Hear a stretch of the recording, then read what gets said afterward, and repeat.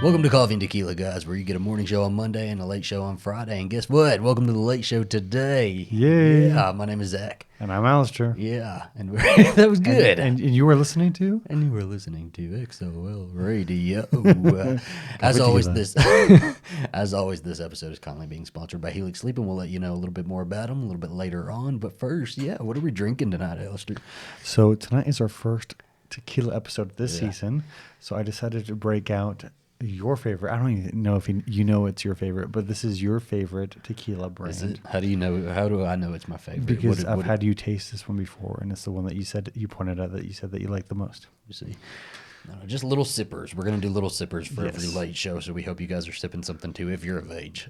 Either sipping or maybe we'll have some mixology at some point. I don't know how I feel about this. I thought we were going to mix something today, something a little bit fruity. He texted me earlier asking, I asked him for note cards earlier, and he texted me back and said, markers, ? And I thought he said makers. So I was like, I'm not mixing tequila with makers mark. No, Alastair.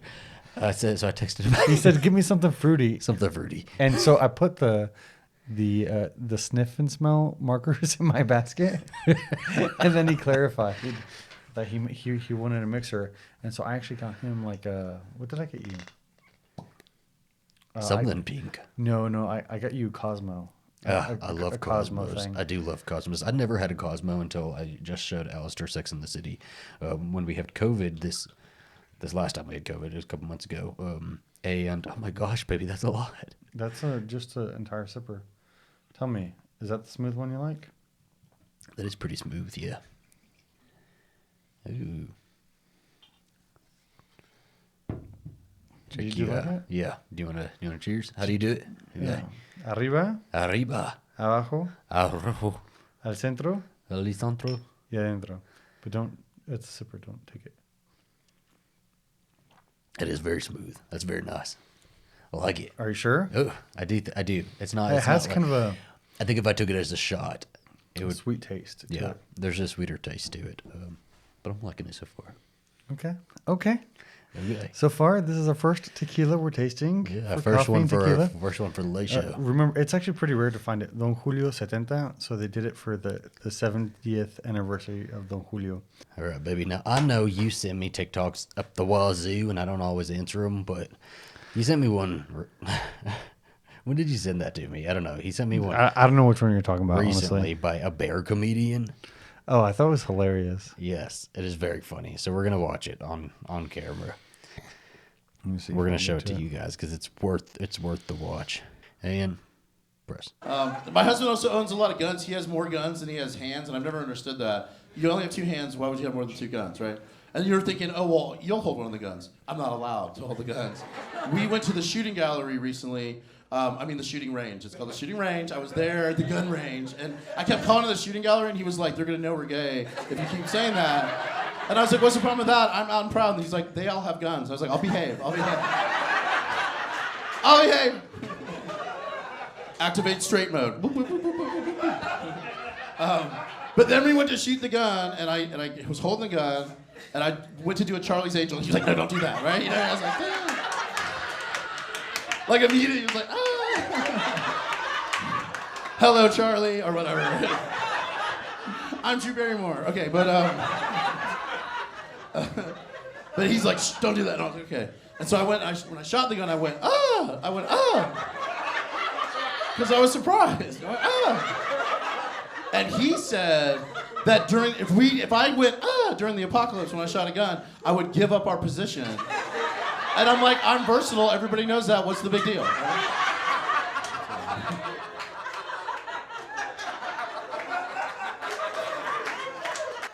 A lot of people in the comments said that the straight audience didn't get the position. The versatile one? Yeah. Yeah, that's funny. It was a good one. I liked it. Oh, you scroll down one.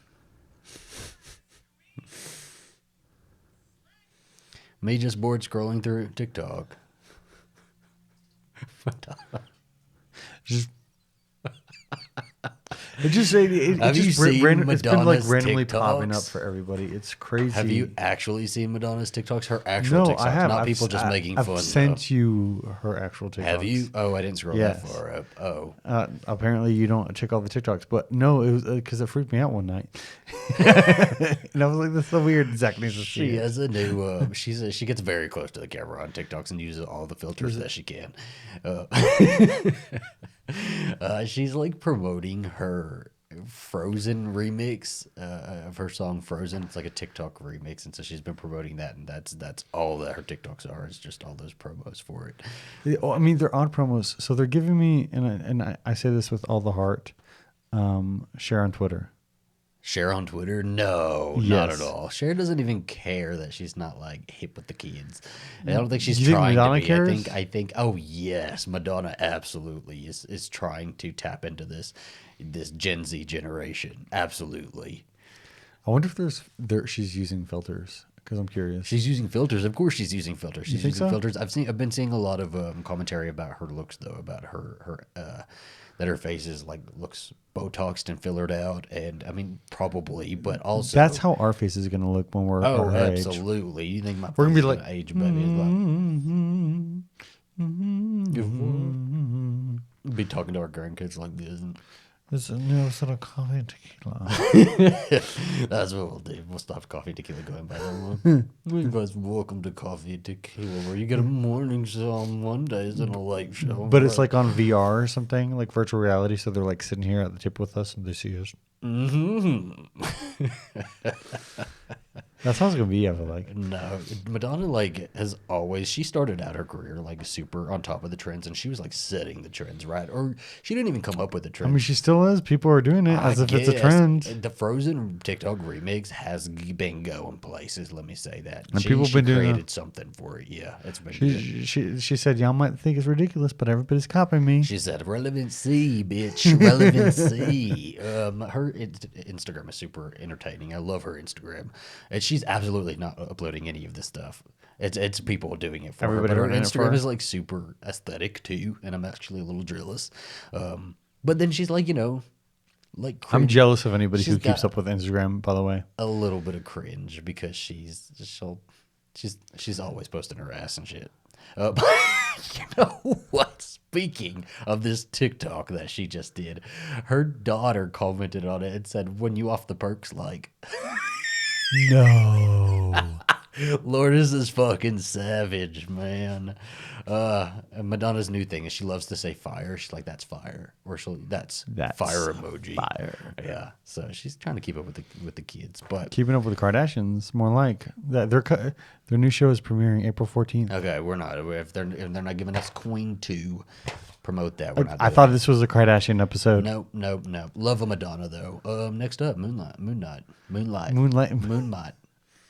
This is the next installment in the Twilight saga. Yeah.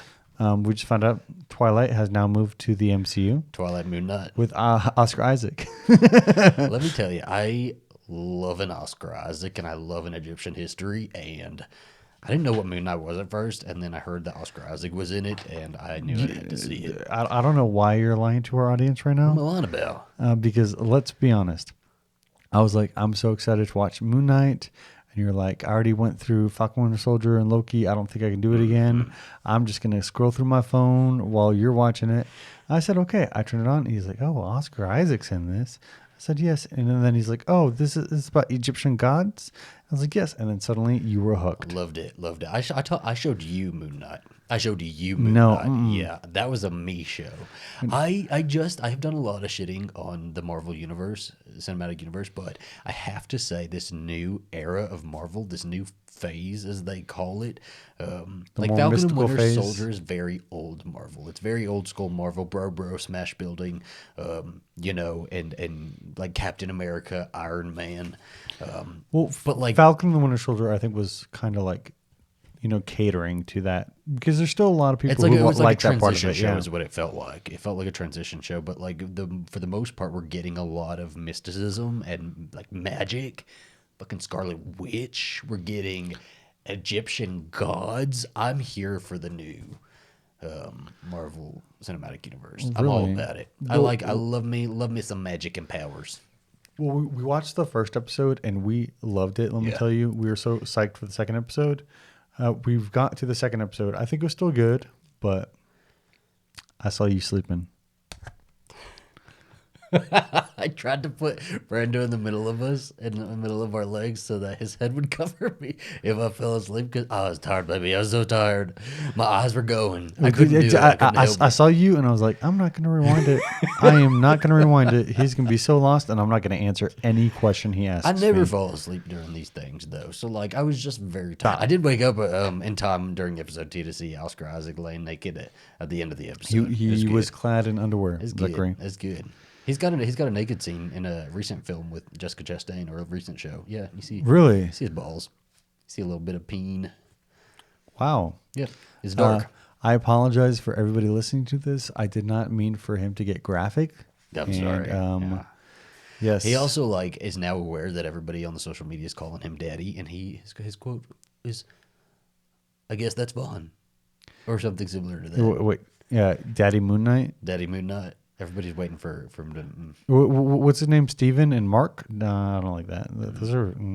I don't know. It's like just because you spell Mark with a C doesn't mean that you're like right. You know. I'm into it though. More naked Oscar Isaac, and I really do like Moon Knight. I'm actually super into it. I love the story. I didn't know what I thought it was going to be. I just thought it was going to be your standard Marvel fare, and I got super into that first episode, especially when I was seeing the pyramids and the references to Egyptian history, mythology, and all I that stuff. love history. I will say there's one thing about me is I ain't the smartest, but I do love history. I think I love history so much because it feels like celebrity gossip, and I love celebrity gossip. Which it kind of is, but it's like from like definitely a It's like celebrity gossip that'll help me pass school. yes. Let me tell you. Okay, if we're talking about history, just one little tidbit. When I lived in Mexico, most of my history Back was up just a tiny bit, just a little bit. Okay. Most of the history I learned was either Mexican history. We'd learn about Olmecs, Aztecs, Mayans, stuff like that, and of course the conquistadors and all that stuff, and European history.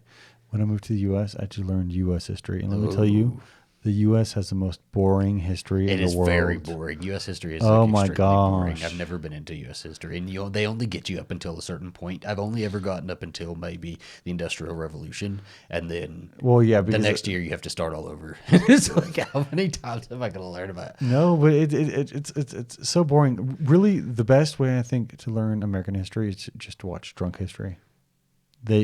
Well, I mean, we're living in an age right now where you can learn history from so many different ways. Well, there's so also, many yeah, different like avenues to learn history in so many fun ways. Maybe some of the reasons why history is so boring is because it's been so washed. It's been so whitewashed and textbookized. Yeah. Let's bring the sultry bring stuff. The fun back into yeah. it. Okay, let's talk about. Let's bring the controversy into our history books. How many freaking soldiers Cleopatra was getting down with? Let's talk about that. How about that? Yes. Let's bring Salation. How many American soldiers Cleopatra was getting down with? American soldiers. We're talking about American history. An American soldier, an American beside my brothers and my sisters. Coming up, we're going to be talking about the romance and adventure genre. We're going to be talking everything from the newly released Sandra Bullock and Channing Tatum movie, The Lost City, to Romancing the Stone, The Mummy, Rachel Weisz, and Brendan Fraser. Amazing. So, now you're going to have to pick those up. I do have to during the break. Now a word from our sponsor. Helix is a premium mattress and a box company that makes beds to fit your unique sleep style. We have been working with Helix Sleep for almost 2 years now. We started out with a queen size Helix mattress, the Midnight Lux mattress, and now we've moved on to the king size Helix Midnight Lux mattress. And some would say that we've had a pretty long relationship, and most of that time has been spent in bed. Yeah. So, oh my gosh, all of the bedtime activities, so many bedtime activities. I love our Helix Sleep. I know it's your favorite sleeping companion. I am a notoriously really bad sleeper, and Helix. Anytime I lay my butt down on this mattress, It's like it's almost instant. I just have to lay there for a few seconds, maybe a minute, and I start dozing. It's what I look forward to each night and every morning. So comfortable. Helix sleep, which is actually kind of perfect for our show too, because we do the morning show, and the late show. We'll have to do an episode from the mattress one day, live from the Talk Coffee and Tequila mattress. I like that. I like that. Everybody is different, and everybody has their own unique needs, and so they've made a sleep quiz that'll match you with your perfect mattress based on your needs. I am an all-over sleeper. Alastair is more of a side sleeper. He likes a firm mattress. I like, more medium. We took the quiz together, and we got the midnight mattress. And one of the best parts about Helix is that they deliver the mattress right to your door for free. It comes rolled up in a box and is super easy to set up yourself. And if it makes you nervous to buy something online that you haven't tried, Helix has a 100-night sleep trial, so you get more than 3 months to make sure that you absolutely love it. And if you don't, they'll pick it up for you and you'll get a full refund. So if you or anybody you know is in the market for a new mattress and you think Helix Sleep might be right for you, you can go to helixsleep.com/tequila. We've got a new one. I know, that's crazy. helixsleep.com/tequila, and you can get up to $200 off of your mattress and 2 free pillows. 2 free pillows. I saw you said go do it. 2 free, really, really nice pillows. We saw The Lost City with Sandra Bullock and Channing Tatum. And let me tell you, we had such a good time. And then we saw it twice, man. And it did so well. I think it really proves that Sandra Bullock is and Channing Tatum are like movie star quality. It did 30 million first week, and they're like at 65 million right now. That's pretty good. This newcomer, Sandra Bullock, I think she's gonna go places. I think she's gonna do something with the movies. Sandra Bullock's a really good, she has a really good she's like a wide range actress. She can do a lot of different genres, but I think she really does shine in romantic comedies. Rom-coms are definitely like her bread and butter. And I wasn't super. And she's been producing her own movies since Miss Congeniality. Did she produce this one? Yep. Okay. She spearheaded this one. There you go. Well, I wasn't super excited to watch this one either because I'm not a rom-com fan. I do love a romantic genre. What are words? What a romantic drama? I do love a romantic drama. He loves romance as long as there's death. If everybody dies at the end, I feel like that's a movie I'm interested in going to see. But, I feel like rom-coms all play out the same all the time. And, this felt like, I don't know, they all feel the same. And I did like The Proposal that Sandra Bullock was also in with Ryan Reynolds. But for the most part, they all play off exactly the same. I think so far she does a good job about like taking ideas and like twisting it in a way that like really fits with her and what they're doing. Like The Proposal was a really good idea. We're trying to make friends now. So we had a couple of friends. New place, new us. We're gonna be social, baby. We're gonna be good and social, and everybody's gonna love us. We're going to have so many friends. Hopefully. I didn't think that they were going to love us. So we watched it the second time, and I think Zachary bullied them into watching it with us. I probably did. I think I actually did. I think you wanted them to watch X. I don't think that you wanted them to watch The Lost City. We went out with a couple, a new couple that we just met, and we were talking about the Alamo Draft House because it's like super close to where we're living right now. And they said that they'd never been to the Alamo Draft House, and they'd been here like a month longer than we had. And so I was like, we have to go to the Alamo Draft House. We drank a little bit, so we're getting a little toasty. And we said, well, Selena's going to be back in theater, so let's all get Selena tickets. And so I was like, here, open your phone. We'll get Selena tickets. And we all got Selena tickets right next to each other. But I was like, but that's a couple weeks away. You know what? You should go to the Alamo Draft House tomorrow. You should go tomorrow. And they were like, yeah, maybe we will. And I'm like, great. Fantastic. You're like, we're getting tickets now. Open your phones again. Okay, let's buy more tickets. I said, do you guys want to go see X or The Lost City? And I was really hoping we were going to go see X because she said she liked horror movies. But she said, I don't know if he'll like a horror movie. So we went to see The Lost City. And it turned out to be a really good choice. It was a great experience, yeah. The second time was even better. Zach and I will admit, we were not looking forward to seeing it for a second time because we didn't think we were going to like it. And then we went in there, and I enjoyed the second viewing so much more than I enjoyed the first. And I think it was because there's more people, and I love watching movies with more people, and I think it really worked. And then I think the jokes hit so much harder the second time. Well, it's because of so many people. I think when you get everybody laughing, although there was a couple moments that they didn't laugh at, Yeah, and you're like, well, why? Yeah, but for the most part, like the heels, I laughed at that so much. Yeah, that was a good one. And then it's not a super deep movie, but I definitely got a little bit more depth the second time around.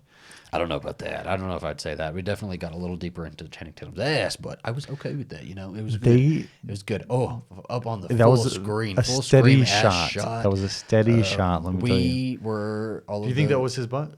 Oh yeah, it had to have been. It had to have been. There were leeches all over it, but you know what? That's okay. That's okay. It's still that perfectly plump ass. Jamba Juice? It's Jamba Juice ass. Jamba Juice ass. It was a good ass. He had a really nice ass. I was trying not to. So I was sitting next to the girl that we were with, and her husband was on the other side of her, and I was trying not to like look her direction when the ass shot came out because I just wanted it to be like focused. I didn't want her to be like in her head, oh, the gays brought us to see this movie. I understand why now. Yes. They really wanted us to come to the Alamo Draft House. I think every single person in that theater enjoyed The View. We left and they really liked it. They really liked the movie. They were super excited about Alamo Draft House. Yes, they turned to us and be like, "Oh my gosh, I had so much fun." They haven't contacted us since though.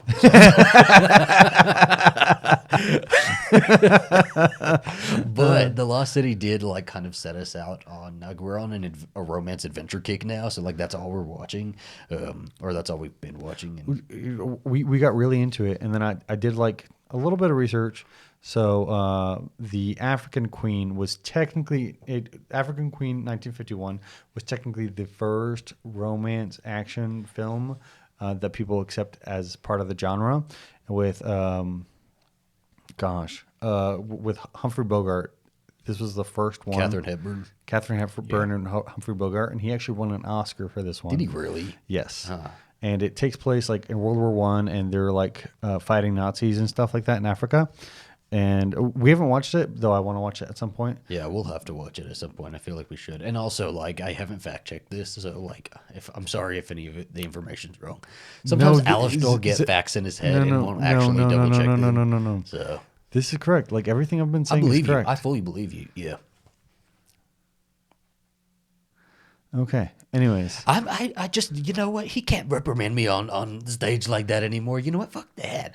No, I'm not going to be reprimanded on stage anymore. So the other one that we watched was Romancing a Stone, and I've heard that's the weirdest movie title. You get it when you watch it. Yeah. And let me tell you, Lost City. Sandra Bullock took Romancing a Stone and said, "I could do this, but better," and she did. Yeah, Romancing the Stone was. I enjoyed it. It felt like this. Did feel like the same movie. Although Michael Douglas has never really done anything for me. It was Michael Douglas, and who else is in it? Who's the girl?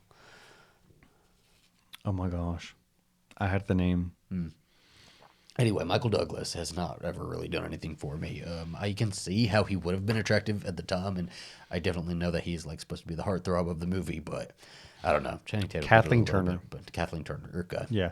Well, and I think they did a good job. I felt the chemistry between them, but usually, I in romantic comedies, I do want a man who I can swoon at a little bit. Oh, yeah. And he's just not somebody I would swoon at. And I think like Channing Tatum plays such a good himbo. Yeah. And the power in Romancing a Stone was with the man. And the power. You keep saying Romancing a Stone. Is it Romancing the Stone or a Stone? It's the Stone. Is it the Stone? Yes. Okay. Romancing the Stone was with. Confusing the hell out of me, baby. With Michael Douglas's character, and the power in The Lost City was with Sandra Bullock's. And so we watched those two, and I do want to say real quick that I think the romance action genre is such a great genre for couples, especially couples who like one like actions, one likes romance, and it kind of like comes together. And I think other genres have kind of played with it a little bit, where it's not completely that, but they bring it into it. Like I think like Indiana Jones brings some romance into it to make it kind of a romance action, but not really. And even like Han Solo and Princess Leia, like that's kind of like an action romance. That's embedded within this whole like space opera. An action adventure is something is a genre I'm super interested in, and then romance I'm super interested in as well. And you combine them, it's like, well, perfect. I'm not super into the rom-com element of these things. So like this Lost City movie had a lot more rom-com in it. Yeah, you said I could do without Channing Tatum's ass. It was really good, but like no, I need the ass. Less Brad Pitt, less Channing Tatum. We needed Brad Pitt's ass too. I think we needed both of them. Brad Pitt was really good in it too. We had two heartthrobs in that movie. I don't know. I think it's just such a great genre to to combine romance and action and adventure, and they mesh so well, especially if you can get a really good cast and really great chemistry. I think it works, because even though still works, and it still works in movies. Now, even though I'm not a big Michael Douglas fan, I did think him and her had a lot of chemistry, especially when they were in the bus scene together. You know who else has a lot of chemistry? We also watched all three Mummy movies. We almost didn't watch the third one, and we were like, let's just do it. Let's finish the trilogy. No, you said let's just do it, and I was like, it was worth the watch. Whatever, it was worth the watch. Oh yeah. But we watched it. Yeah, so we watched all three Mummy movies, and I just forget every single time. I don't know how I ever forget it, and I watch them once a year. They're so good every single time. They're so good. They're such great movies. Rachel Weisz and Brendan Fraser. Just excellent chemistry. Fantastic chemistry. Excellent chemistry. They make the movie for me, and the romance adventure genre had kind of disappeared. Not disappeared, but fallen out of popularity for a little while. And then by 1999, and The Mummy came out, this genre sprung back into popularity because of this movie. Because Brendan Fraser and Rachel Weisz had such great chemistry as Rick and Evie. It was ingenious because they were also taking a classically horror film, reframing it to be a very genre-bending film. I think overall you can call it a romance and a romance action movie. However, it's also a horror movie. I would say horror movie. Well, yeah. And I think it definitely brought a lot to the screen, and a lot that people really loved. Yeah, it literally gives you everything that you need. It gives you a heartthrob. It gives you a beautiful woman, an action lady. Yeah, and both movies, The Mummy and The Mummy Returns, they're both you got to watch them back to back. You just have to, Evie's character development from the first movie to the second movie is so amazing, and I love watching her as the strong woman in the second movie. And I love that they're married, because you don't see that often. Well.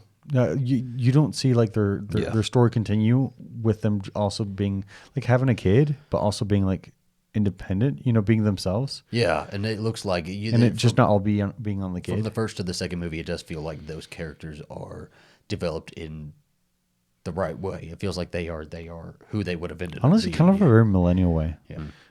Just in terms of how we treat stuff nowadays. Yeah.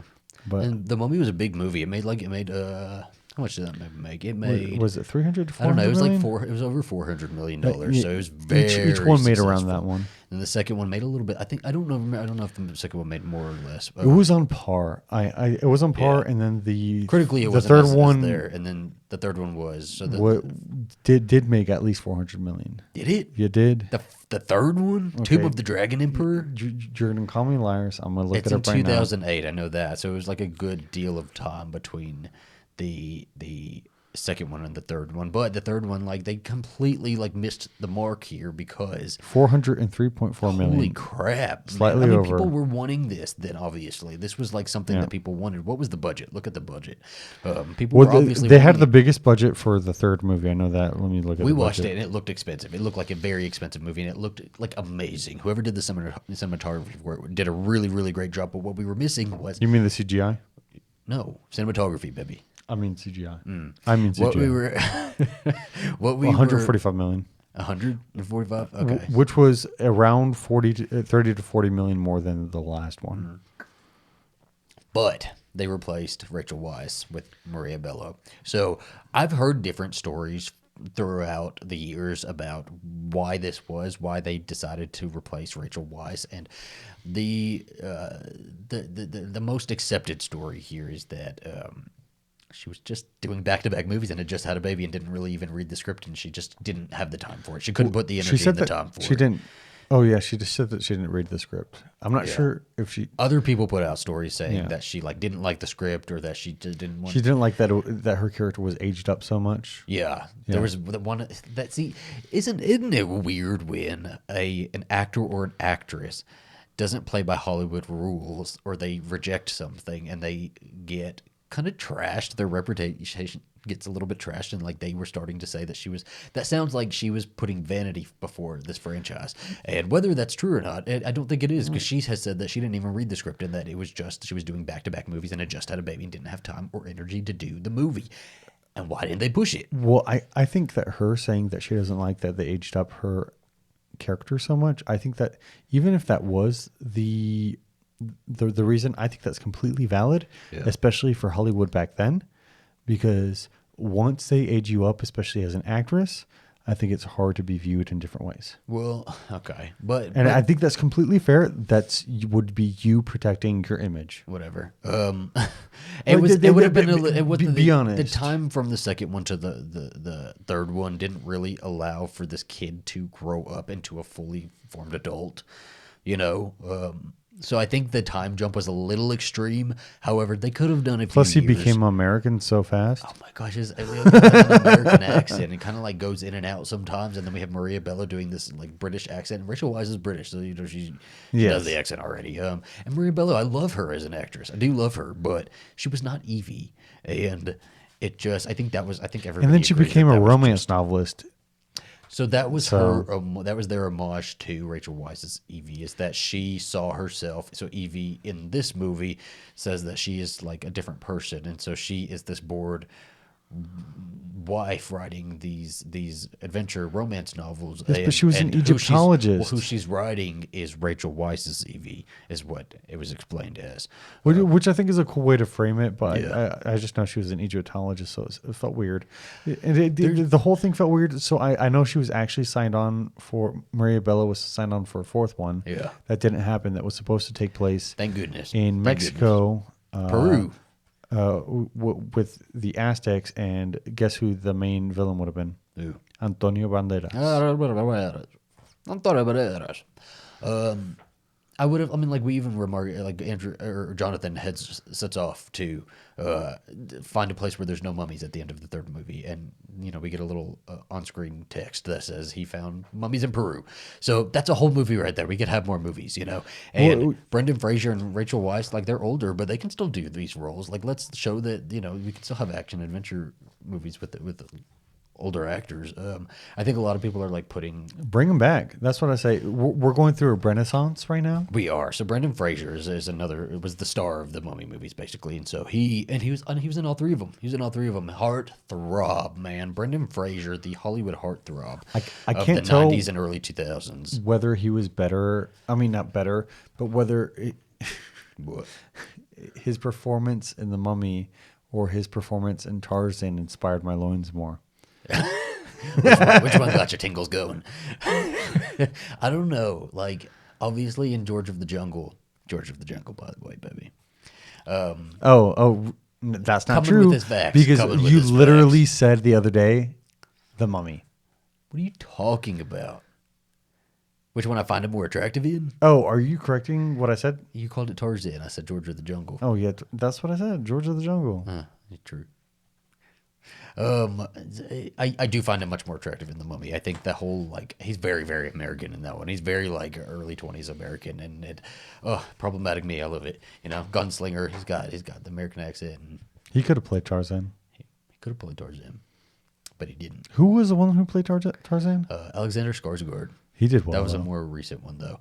But yeah, no. I mean, Brendan Fraser was like a comedy and action adventure just movie star, you know, like his star was rising, and these Mummy movies did so much for him because he got to play into his comedy and the action adventure like hero role like flawlessly, and he did such a great job with it. He's really good at comedy in that movie. He's really good with his stunts. He's super likable too, you know. I think that's one of the better things about him is that he is so charming from movie to movie. Like he is just a charming dude, and he's able to his character is able to be cocky and also like very likable at the same time. Yeah.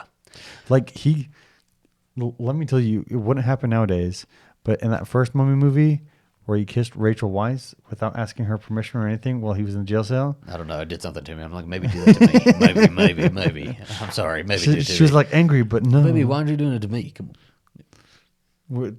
Are you in Did jail? you just hesitate to reach over and grab me and force a kiss onto me? Maybe he'll just do it later. That was so uncomfortable. That was so uncomfortable. Where is our love? I need a Brendan Fraser in my life. No, you don't. Brendan Fraser though, he's an actor that's been really kind of marred by Hollywood. He's had a rough go of it. He was like really big, you know, movie star in the 90s and early 2000s, and then he kind of disappeared. Like he went away and we just didn't see anything of him. He was very quiet. We didn't see any headlines from him, really. We didn't see anything that Just was disappeared. yeah, and usually you know why, that somebody's having like problems with drugs or having problems with X, Y, and Z, you know? And then sometimes it's just like, And, you know, everybody kind of just wondered where he went. He did like a few movies. After the Mummy movies, he started to do more flops, you know? There was a lot of movies that kind of just flopped. He did a lot of movies, actually. He just kept working himself. And he did... I remember Journey to the Center of the Earth. Journey That to was the one of Center the of the Earth. last movies that I saw him in before. I don't even think I liked it. Did you not? It had, I'm not sure who if I was did. in that one? Josh Hutcherson? The I guy from the cannot Hunger tell Games you. and Zathura. Who was in it? Right now I'm looking at the movies that he was in right now. I know Bedazzled was really good. I really love Bedazzled. I don't even know that one. You haven't seen Let me Bedazzled? see that picture. Bedazzled. Oh, I have seen that one. That was 2000. That was before he when it disappeared though. Oh yeah, that was before he disappeared, and then he did a bunch of movies in 2008. Yeah. That I'm looking at. Like at least 3 movies came out in 2008, and then there's like a huge gap until 2021. Yeah, and people like, I don't know. He just kind of went MIA, and then he like resurfaced a little bit towards the like end of the 2000s, like beginning of the 2010s, kind of like towards the middle of 2010s. And his appearance obviously changed because he's getting older, but like he did a GQ interview for GQ magazine in 2018, and this one was like really illuminating because again, like we hadn't really heard about him. We haven't heard anything from him, so like we didn't really know where he went, what happened to him, and like people were talking about his looks and that he looked different, and he looked bigger, and he didn't look like this, you know, Hollywood heartthrob that we remembered from like George of the Jungle and The Mummy. And he basically said in this GQ article, like, yeah, I've been suffering from a lot of depression. Like, I've been like super depressed, and I feel like I'm getting older and all of this stuff. There's a lot of things that he revealed about it. So his comedy roles and action adventure roles actually led to a lot of like physical injuries that he had, and so his like body. He said by the time he did the Mummy 3, his body was pretty much being held together by tape. Like he had to get a lot of surgeries and you know all of that stunt work and that physical work that he did for his roles. Because I mean he was doing a lot of that stunt work himself. He had to, you know, it like really wore on his body. Well, not to mention, one, you're getting older, right? Two, when you are in the spotlight, especially for like if you're a movie star, you have to look good, right? You have to be fit, and that takes a lot of upkeep to look the way he was looking back then. Yeah, like that takes a lot of upkeep, a lot of good dieting, a lot of exercise, a lot of like self-control.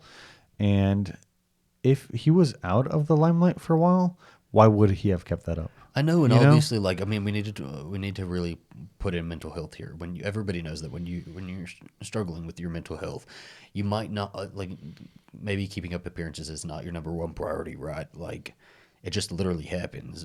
I've absolutely, you know, had a bunch of weight gain whenever I'm depressed and really going through it. Yeah, 1968. Okay, so what's 1999 minus 1968? 1968, 31. So he was 31 when he did The Mummy, you know? Like, he was, and up until then, he's, you know, also been physical up until then as well. And so he's... Well, I aspire to be a Brendan Fraser. I do too, baby. I do too. Let's get into it. He, you know, I've done a lot of study on different pop stars and like, you know, NSYNC, Britney Spears, like all of these different types of people, and they all say the same thing, is like their bodies are being worked so heavily day after day, and the type of choreography they would do on tour night after night after night. Like Lance Bass once said in an interview that their bodies were like, you know, 50-year-olds by the time they would get done with tour, you know. It's because they would be working it so hard, and so I'm assuming that's what he was doing. He was working his body so hard, doing all this physical, you know, comedy and action adventure stuff. And not to connect it too much with the Army, but I've seen so many soldiers that you're a fitness stud, early 20s, maybe even late 20s. At 35, you have no knee cartilage because you've been jumping out of planes, you've been doing all this stuff, and suddenly you're like, your body is not able to keep up with what you put it through. Yeah. You know? And whenever you are doing jobs that require like a lot of physical effort, a lot of physical exertion, and basically you sacrificing your body. You know, you might not feel it when you're in your 20s, but your late 20s, 30s, you're going to feel that, and it's going to all come crashing down. Yeah. And So, also, like, I mean, take care of yourself. Absolutely, absolutely. And we have a lot of conversations about taking care of ourselves, and we're. I mean, I know not the most successful at it, but we gotta do it. because I know my body has taken a huge toll. Yeah. And it's difficult for me to like be able to perform how I want to perform. On stage every night. Yes, exactly. Yeah, but Brendan Fraser, I mean, he really fucking went through it. There was like about a decade that of just like back to back to back hits. You know that, I mean, not like hit movies, but like on his mental health and hit movies, but like his mental health, you know, like hits to his mental health. And so in 2003, he was at a luncheon, and he was sexually assaulted by the Hollywood Foreign Press president. He says that the president like reached here. I'll read it word for word, just so you said Hollywood, not Halloween, right? Hollywood Foreign Press president. So Hollywood Foreign Press Association. When left untreated, the HFPA. Remember that joke? No. Amy Poehler, baby. Come on, we just watched that. Trigger warning for sexual assault. Just no. So according to Fraser, he said about this sexual assault, his left hand reaches around, grabs my ass cheek, and one of his fingers touches me in the taint, and he starts moving it around. He said, I felt ill. I felt like a little kid. I felt like there was a ball in my throat. I thought I was going to cry. I felt like someone had thrown an invisible paint. Yeah, so, I mean, getting sexually assaulted, like, we hear more about that for women than we do for the men of Hollywood, but, like, you know, and I don't even think a lot of people took this as seriously as they probably should have, but just because he was a man. Well, because I'm sorry, but a lot of people do laugh off because there's men who've been sexually assaulted. There's this stigma that men can't be sexually assaulted or men can't be raped. That's completely not true. It's absolutely not true. Not to relate it back to the Army, but I'm doing it again. But in the Army, sexual assault against men is higher than a sexual assault against women. Is it? Yes, but that's because we have more men than we have women. Yeah. The rate of sexual assault against women is higher, but because we have more men, then that means that we have more sexual assault against men. And that's something that men sometimes often don't recognize, that they can talk about, and sometimes they don't recognize that that's happening to them, and that's uncomfortable because they're like, oh, I'm a man, this can't be happening to me. Yeah. You know, and it's something that you only recognize in retrospect. And again, like relating to that, this is a GQ article from 2018. That assault happened in 2003. So he went from 2003 to 2018 without saying anything about it, right? And the Hollywood Foreign Press president actually did release a statement and said that just wasn't true. Basically, he said, sorry that you feel like something happened. I didn't mean it that way, or something like that. I don't know. Basically denying that he did any wrongdoing. So I mean, like, he suffered in silence for such a long time, and he suffered in silence with a lot of things. Like, he also got divorced in 2009, right? And that took a huge hit on him as well. His child was autistic, so I know that probably weighed on him a little bit. And there was a viral interview that went around in about 2016 because he had starting to come to. What did you call it? The Brendanaissance? The Brendanaissance. The Brendanaissance. Yeah, around the start of that, he was doing a movie called The Affair, and he was doing a press tour for it, and he remarked that he had just not really done press tours for a long time. He'd been out of the press game for a really long time because he wasn't picking up projects like that, and he was doing like small bit TV work. And he was doing an interview for The Affair, and he sounded really sad and he was like really soft spoken, almost in a whisper, and he was like kind of almost crying, and that turned into a meme, and people were like talking about it and like making jokes about it and stuff like that. And he said in this GQ article, remember that's 2016, the GQ article's 2018. He said, "Yeah, my mom died a couple days before that." And I was just really sad, and I got to this interview, and it was a different format, and I thought, wow, I am so old, and I've been out of this for so long, and I just don't know what I'm doing anymore. And so he was having this whole, like... I'm surprised he was still on the circuit. Depressive phase, and I just feel like my heart is just with him so much, you know? He really, like, battled depression and, like, really suffered in silence with it for so long and didn't come out and tell people and, like, wasn't making it public until more recently, you know? And it's just... I think that's a good lesson to learn is like, you don't know what people are suffering with. You don't know how people are suffering in silence. So practice kindness. Practice kindness. Practice kindness, baby. I am glad to see him doing so much better now, though, and like getting the roles and getting the recognition he deserves. And everybody's like pretty supportive of him now. Everybody's really supportive of him and like really protective over him. And I think he even made a comment that how protective everybody was over him. And I think he cried a little bit. He said it was actually really touching to him. So because we are going through a Brendanaissance, yeah. And then he's lent his voice to like the DC show, and then Doom Patrol, right? Doom Patrol. Yeah. And Matt Bomer did too. So he which I still need to finish, but he's lent his voice to Doom Patrol, and he brings so much emotion to a character that whose face doesn't change so much, just with his voice. I think he does a really good job of doing that. And we are going through a Brendanaissance right now, and he has remarked that he would be open to a fourth Mummy movie. Yeah. And I want that. Do it. Bring it. And I just want to be frank. I'm not saying that he needs to go in the gym and get ready for this. He doesn't have to get back into. I'm saying that I just want Brendan Fraser, however he's comfortable being in the movie. And Rachel Weisz. Okay. I don't need him to go and get back in the Mummy Returns shape. I just don't need that. These actors are older. We're like so anti-age in this day. I mean, like we've always been anti-age. It's never been. It's interesting because I think there's different pressures for men and women, especially in the action genre. There's men, you have Tom Cruise who still want to keep up with that level of fitness and how they are, and then you have women who've always been just like super aged up. You have the Golden Girls. That they aged up. They age them up. Women in Hollywood are people try to keep them younger than aged up. No, but they try to be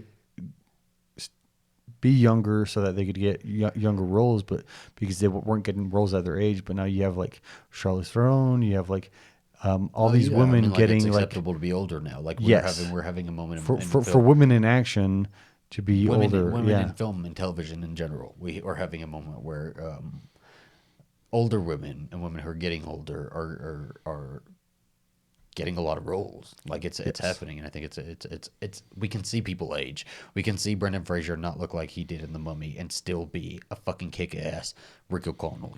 We can see Rachel Weisz, who looks exactly the same, but she can also be like a kick-ass Evie. And what we would come in with The Mummy is like the kid would be aged up now. He would be an actual adult. Yeah, so go back. Is he British? Is he American? We don't know. We'll figure it out. We don't know. He might have. Maybe he's Australian. It could be. G'day, mate. But yeah, I mean that's something that we should definitely revisit. And they should get on that. They should get on it. They had. We went actually not one of the first movies we saw together, but we did early in our relationship go see the new Tom Cruise Mummy. Tom Cruise Mummy, and just it was a little bit boring. I think it was okay. Bring back. I liked them introducing the Dark World. That's what I want to see, and so I wish they would bring it. Which is interesting because they already had Invisible. That's our dog.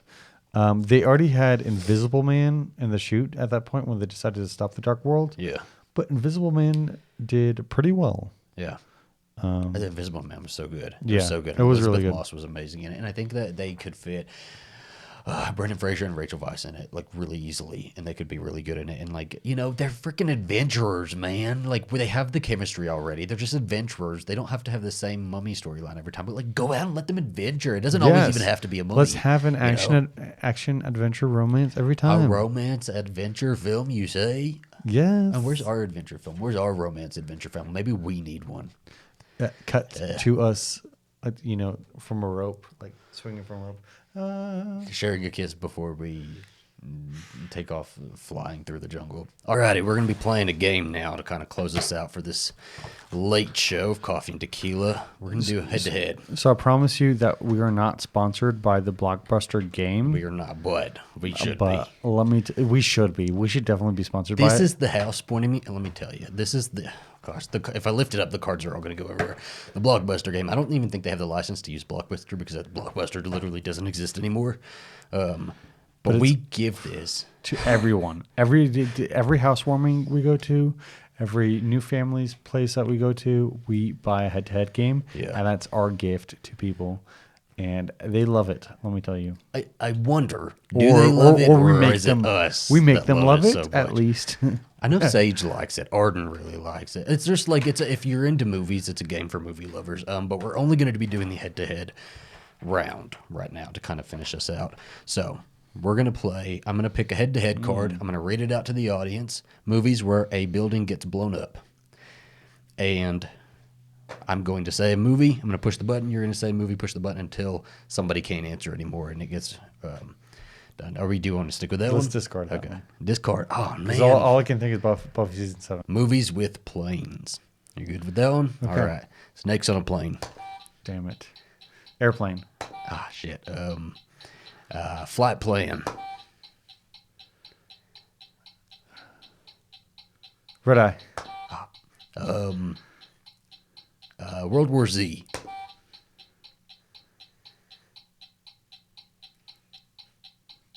Avengers.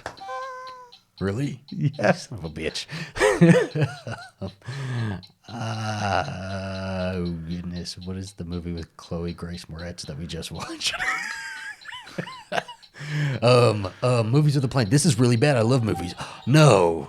Oh, my God. I got that one. I got that one. Well, we'll play again at a different time. Okay, well, this has been the late show of Coffee and Tequila. We hope you guys have had a great evening with us. Stay tuned on Monday, and we're going to be doing the morning show. Yes, I think. Are we talking about what we're going to be talking about? We don't know what we're going to be talking about yet. I think we're going to cover Tab Hunter Confidential, his relationship with Anthony Perkins. I'm pretty excited for that one, let me tell you. We got to do our research. Okay, so we will see you guys on Monday. Hope you've had a great week, and you'll have a great weekend, and we will see you later. Farewell, gentle listeners. Oh, my goodness.